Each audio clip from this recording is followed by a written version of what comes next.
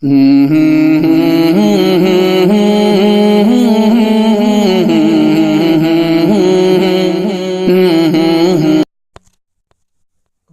علیکم ورحمۃ اللہ وبرکاتہ۔ اس ویڈیو کو زیادہ سے زیادہ شیئر کریں، زیادہ سے زیادہ مسلمانوں تک پھیلائیں، اور انشاءاللہ میں اس کا پارٹ 2 بھی بنانے والا ہوں۔ پارٹ 2 بھی میں اس کا بناؤں گا۔ یہ صرف پارٹ 1 ہے، زیادہ لمبی ویڈیو بھی میں نے نہیں بنائی۔ 10 منٹ کی میں انشاءاللہ میں ویڈیو بناؤں گا، اور میری ویڈیو کو لائک سبسکرائب ضرور کر دیں۔ جزاک اللہ۔ بسم اللہ الرحمن الرحیم، نحمدہ و نصلی علی رسولہ الکریم، اما بعد۔ نواسۂ رسول صلی اللہ علیہ وسلم دیگر گوشہ بطول مظلوم کربلائے سیدنا حسین بن علی رضی اللہ عنہ کی داستان دردناک قابل فراموش ہے کہ انہیں فریبیوں نے فریب محبت دے کر مارا، اور قطعاً یہ نہ سوچا کہ وہ خود فریبی میں مبتلا ہو کر نبی صلی اللہ علیہ وسلم کے نور عین حسین رضی اللہ کی دنیا اور اپنی آخرت برباد کر رہے ہیں، اور ایک ایسا قدم اٹھا رہے ہیں کہ دنیا بھر کی ذلتوں، رسوائیوں، ناکامیوں اور بربادیوں کا توق ان کے گلے میں لا ڈالے گا۔ یقیناً شیطان نے انہیں ان کا یہ عمل مزین کر کے دکھایا، اور ان کی آنکھوں پر ناآسودہ خواہشات اور لامحدود حرص و حوث کی پٹی باندھ دی۔ چنانچہ انہوں نے آقا کائنات صلی اللہ علیہ وسلم کا کلمہ گو ہونے اور ان کے دامن سے وابستگی کا ذریعہ نجات سمجھنے کے باوجود ان کی گود میں پلے اور کاندھوں پر کھیلے ہوئے نواسے کو 12,000 خطوط لکھ کر کوفہ بلوایا، اور ابن زیاد جیسے شقی القلب کی دسترس میں لا کر چھوڑ دیا۔ ابن زیاد نے اپنی قساوت قلبی اور شقاوت ازلی کا ثبوت دیتے ہوئے انہیں خاک کربلا میں اپنی خون آشام تلواروں اور آلات حرب و ضرب کی بھینٹ چڑھا دیا۔ سیدنا حضرت حسین بن علی رضی اللہ تعالی عنہ کی ولادت باسعادت ہجرت کے 4تھے سال 6 شعبان المعظم کو ہوئی۔ ولادت کے بعد آپ کو ایک سفید کپڑے میں لپیٹ کر نبی کریم صلی اللہ علیہ وسلم کی خدمت میں پیش کیا گیا۔ نبی کریم صلی اللہ علیہ وسلم نے حضرت حسین کے دائیں کان میں اذان اور بائیں کان میں اقامت فرمائی، تحنیک کا عمل فرمایا، لعاب دہن منہ میں ڈالا اور برکت کی دعا فرمائی۔ سر پر زعفرانی خوشبو مل کر ان کی والدہ حضرت فاطمۃ الزہرا رضی اللہ تعالی عنہا کے سپرد فرمایا۔ 7ویں روز سر کے بال مونڈ کر ان کے ہم وزن چاندی صدقہ کی، نام رکھا اور عقیقے میں 2 مہنڈے ذبح کیے، ایک ران دایا کو دی۔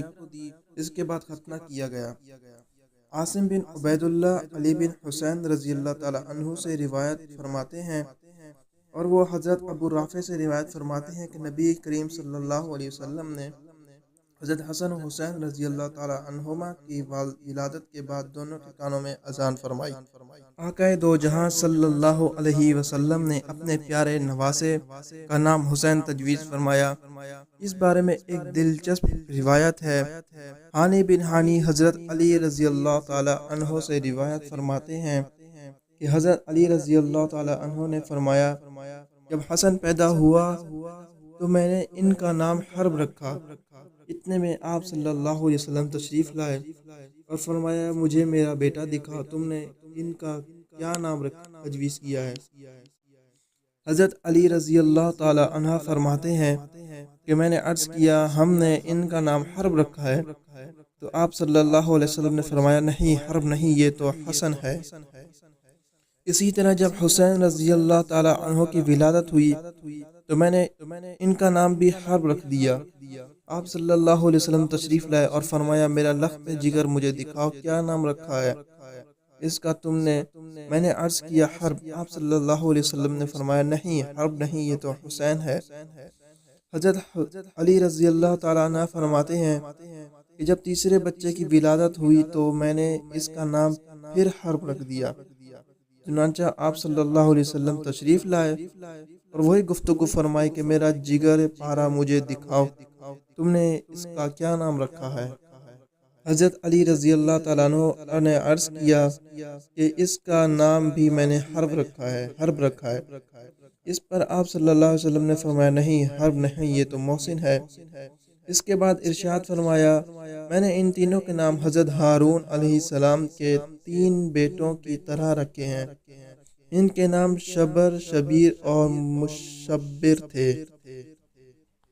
ابن العربی حضرت فضل سے روایت کرتے ہیں کہ انہوں نے فرمایا، اللہ تعالیٰ نے ان دونوں کے ناموں کو پردہ غیب میں رکھا تھا، حتیٰ کہ سب سے پہلے آپ صلی اللہ علیہ وسلم نے اپنے جگر پاروں حسن و حسین رضی اللہ تعالیٰ عنہما کے لیے یہ نامی تجویز فرمائے۔ حضرت جعفر بن محمد اپنے والد سے روایت کرتے ہیں کہ آپ صلی اللہ علیہ وسلم نے حضرت حسن و حسین رضی اللہ تعالیٰ عنہما کے ساتھ میں روز نام رکھا۔ حضرت جابر رضی اللہ تعالیٰ عنہ سے مروی ہے، آپ صلی اللہ علیہ وسلم نے حضرت حسن و حسین رضی اللہ تعالیٰ عنہما کا عقیقہ اور ختنہ 7ویں روز فرمایا۔ حضرت اکرمہ رضی اللہ تعالیٰ عنہ حضرت عباس رضی اللہ تعالیٰ عنہ سے روایت کرتے ہیں کہ انہوں نے فرمایا کہ آپ صلی اللہ علیہ وسلم نے حضرت حسن اور حضرت حسین رضی اللہ تعالیٰ عنہما کے عقیقے میں دو مینڈے ذبح فرمائے۔ حضرت حسین رضی اللہ تعالیٰ عنہ کا درمیانہ قد تھا، نہ انتہائی طویل اور نہ ہی بہت کوتا، پیشانی کشادہ، سینہ فراخ تھا، مونڈھوں کے درمیان قدرے فاصلہ تھا، ہڈیاں بڑی اور مضبوط تھیں، ہتھیلیاں اور تلوے قدرے کشادہ تھے، جسم گھٹا ہوا اور انتہائی خوبصورت اور گورا تھا، خوبصورتی کے ساتھ حسن صوت کے بھی مالک تھے، آواز میں سوزار اور ترنم تھا، داڑھی مبارک پر وسمہ لگاتے تھے۔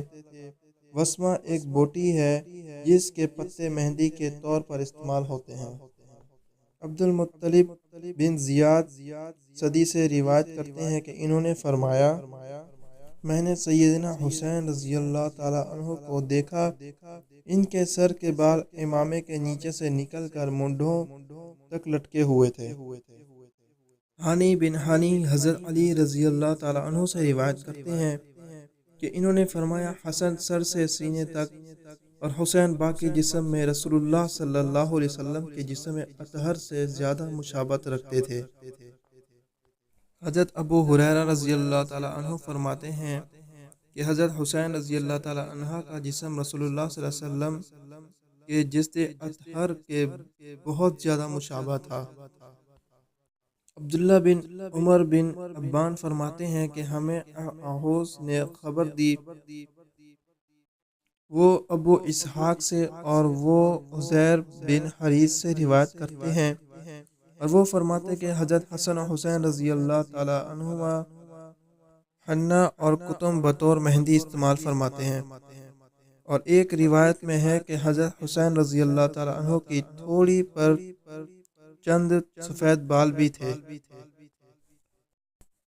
سیدنا حسین کا لباس اور دیگر اشیاء: قمیص، عمدہ پوشاک، شلوار، لمبی ٹوپی، جھالردار چادر اور ریشم کی چھالر لگی ہوئی چادر، امامہ، لنگی، اوپر اوڑھی جانے والی چادر اور جوتے، بائیں ہاتھ میں انگوٹھی پہنتے تھے۔ بالخصوص رمضان المبارک میں انگوٹھی کے نگینے پر اللہ کا ذکر کندہ تھا۔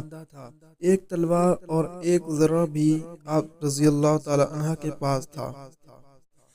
حضرت عبداللہ بن بریدہ فرماتے ہیں کہ میں نے اپنے والد بریدہ رضی اللہ تعالی عنہ کو یہ فرماتے ہوئے سنا ہے کہ رسول اللہ صلی اللہ علیہ وسلم ہمیں خطبہ ارشاد فرما رہے تھے، اتنے میں سیدنا حسن اور سیدنا حسین رضی اللہ تعالی عنہما آ رہے تھے اور وہ دونوں گر پڑے۔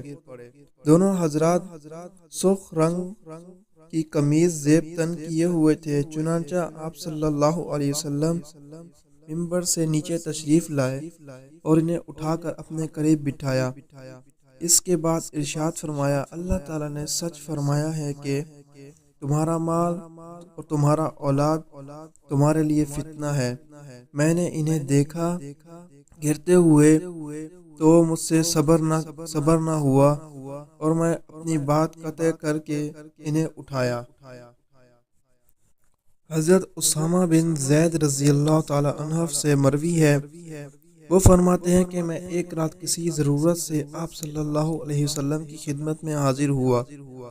میں نے دروازے پر دستک دی، آپ صلی اللہ علیہ وسلم باہر تشریف لائے تو میں نے دیکھا کہ کوئی چیز آپ کی گود مبارک میں ہے، مگر مجھے معلوم نہ ہو سکا کہ کیا چیز ہے۔ جب میں اپنے آنے کی غرض بیان کر کے فارغ ہوا تو میں نے عرض کیا، یا رسول اللہ صلی اللہ علیہ وسلم، آپ کی گود میں کیا چیز ہے؟ آپ صلی اللہ علیہ وسلم نے چادر ہٹائی تو کیا دیکھتا ہوں کہ ایک طرف سیدنا حسن رضی اللہ تعالی اور دوسرے پہلو میں سیدنا حسین رضی اللہ تعالی عنہ ہیں۔ آپ صلی اللہ علیہ وسلم نے فرمایا کہ یہ دونوں میرے اور میری بیٹی فاطمہ رضی اللہ تعالی عنہما کے لختے جگر ہیں، اور فرمایا، اے اللہ، مجھے ان سے محبت ہے، تو بھی ان سے محبت فرمایا، اور جو ان سے محبت کرے تو اس سے بھی محبت فرما۔ محمد بن زیاد حضرت ابو ہریرہ رضی اللہ تعالی عنہ سے روایت کرتے ہیں کہ کھجور پکنے کے موسم میں آپ صلی اللہ علیہ وسلم کی خدمت میں صدقے کی کھجوریں لائی جاتی تھیں۔ ہر باغ والا صدقے کی کھجوریں لاتا اور مسجد نبوی کے صحن میں ڈال دیتا۔ اسی طرح مسجد نبوی کے صحن میں کھجور کا ڈھیر لگ جاتا۔